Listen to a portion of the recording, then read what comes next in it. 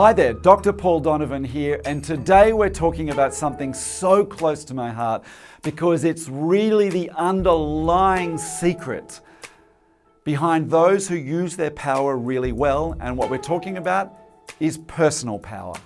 So the issue of power use is central to how well leaders perform. It's absolutely critical. It's often not discussed directly, but it's central. Leaders are often not using their power consciously, and as a result, they're creating a sense of disengagement, of alienation, of creating malaise in their teams because they're using their power unconsciously. Why are they doing that?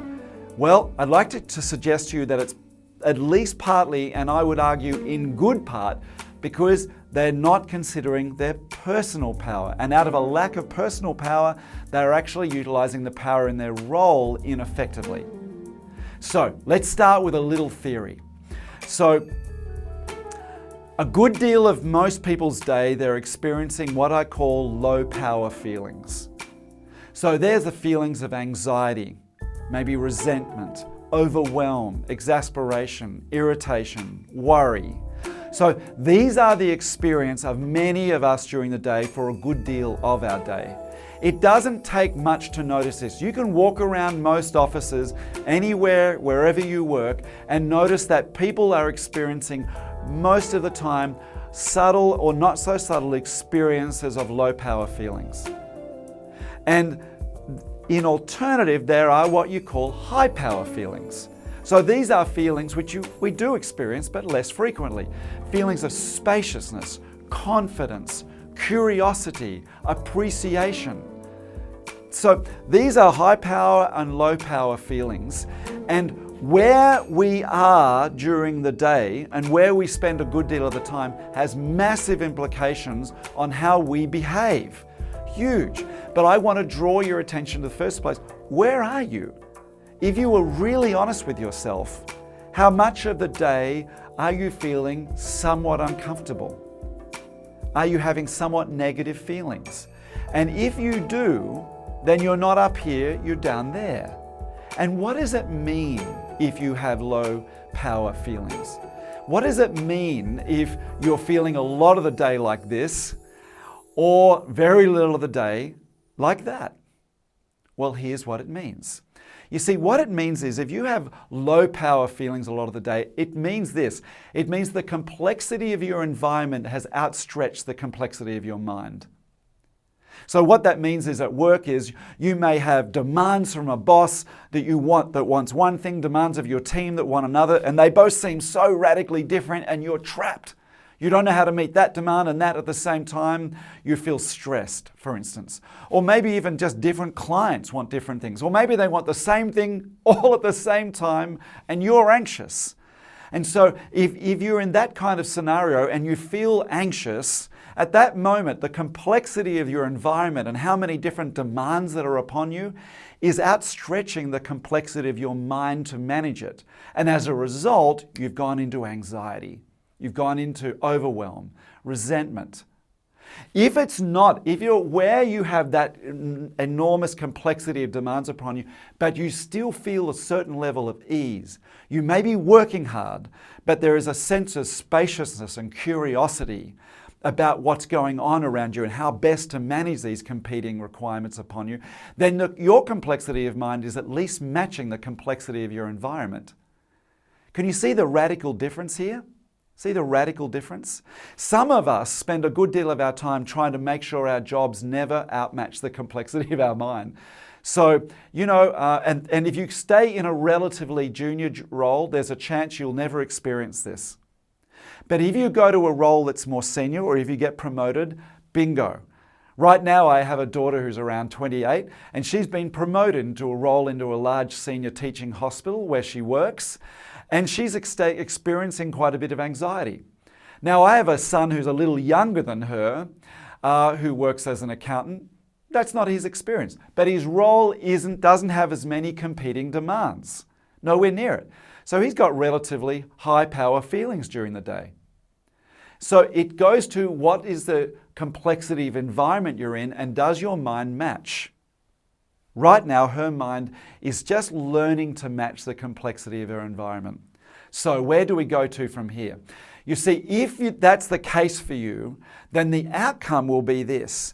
The outcome will be that you will spend a great deal of your time just putting out fires.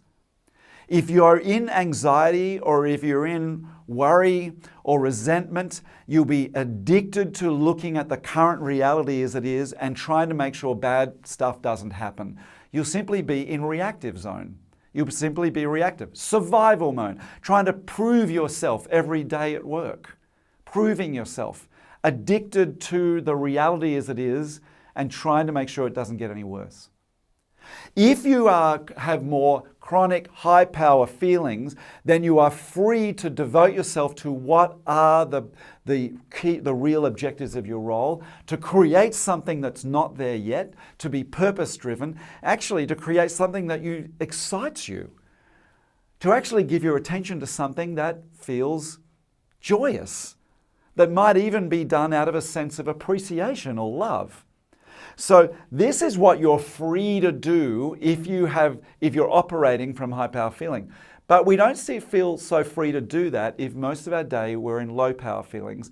That's when we become reactive.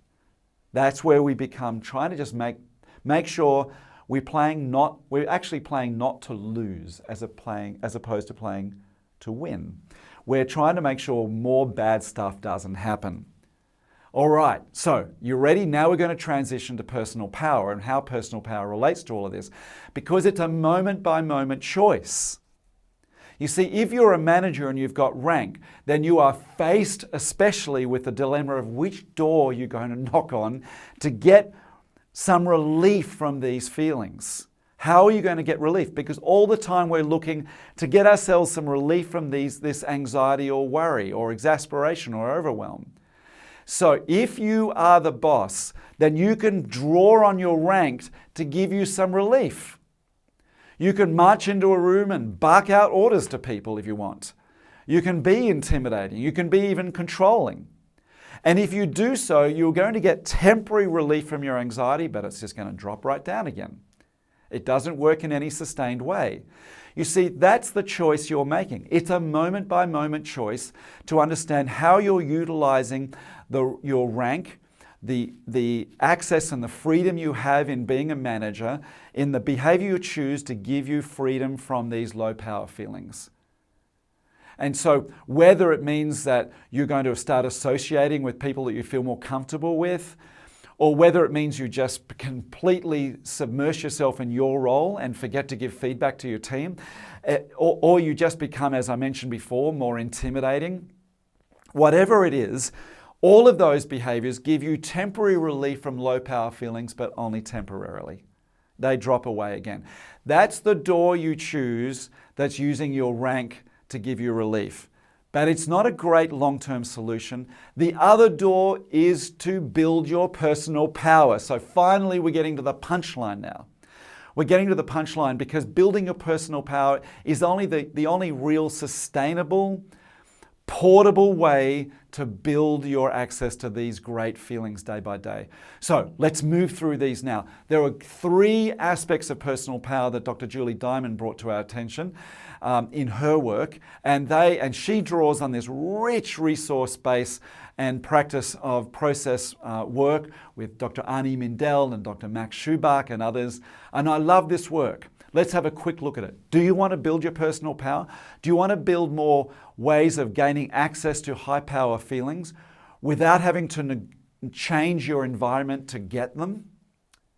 That's what we're really talking about here. How can you feel good no matter what your environment is?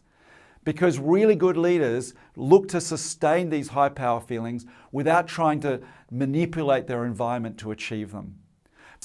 So let's just go a little deeper into each one. Are you with me? Let's keep going, and we're getting there. First of all, building a sense of capable. I want to give you a couple of secrets here.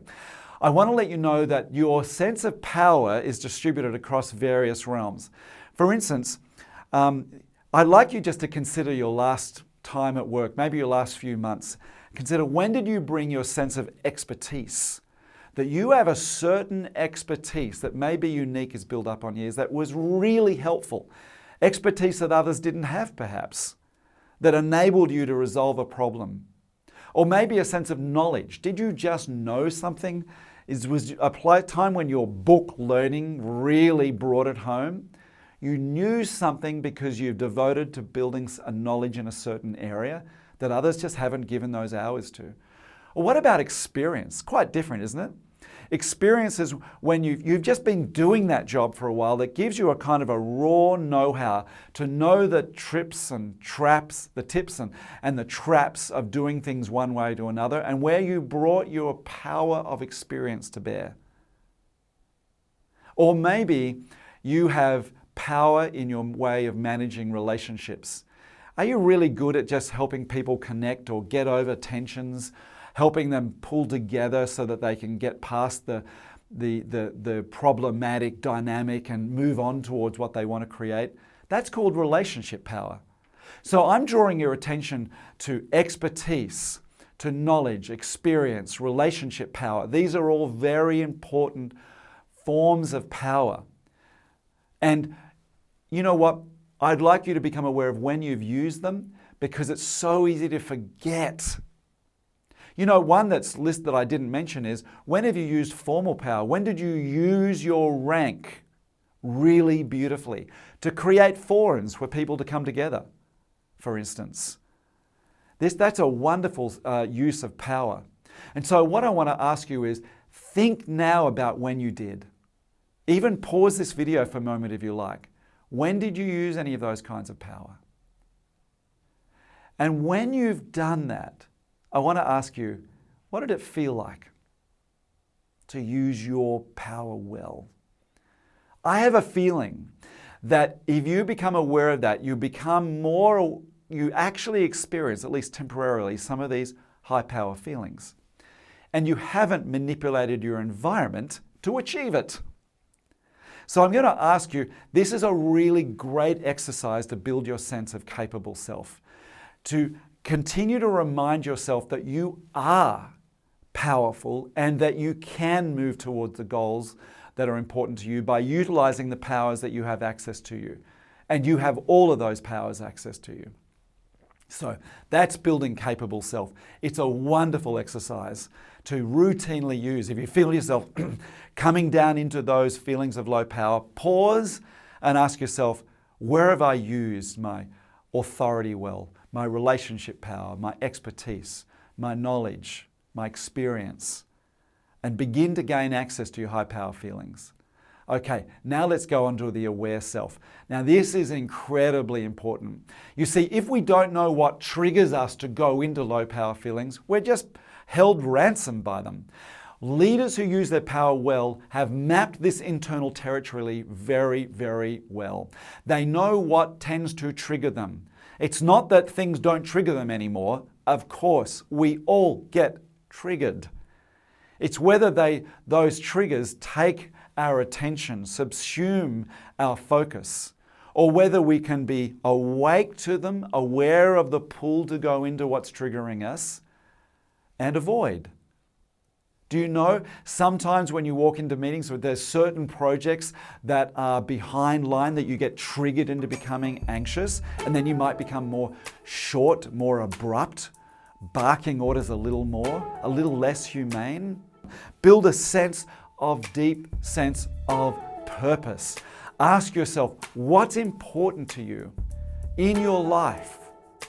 List down your values. Simply ask yourself, what's important to me, and start writing.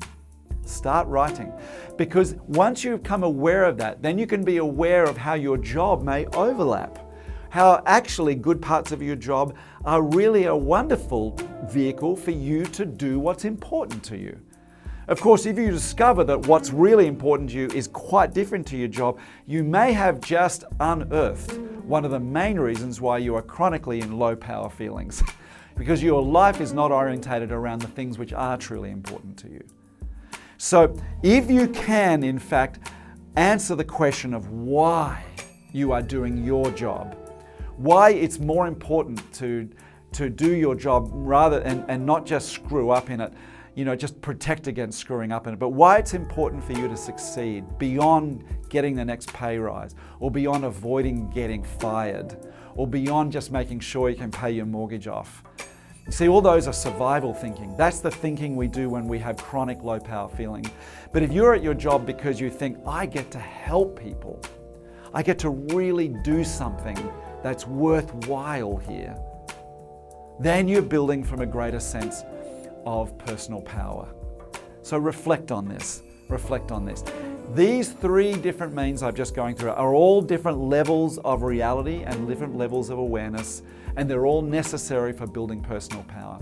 If you build personal power, you can all by yourself live more persistently at that high power feeling that I was speaking about earlier. And you can avoid day-to-day being in low power feelings. And therefore you can avoid using your rank as your boss to try and alleviate low power feelings. And in doing so, misuse your power. You will not misuse your power and be tempted to if you can derive those feelings all by yourself, independent of your environment. So this is personal power. This is why it's so central to the issue of using your power well. I hope you've enjoyed this video. Please chat about it to others. There's a lot of great information in here, and I look forward to hearing from you.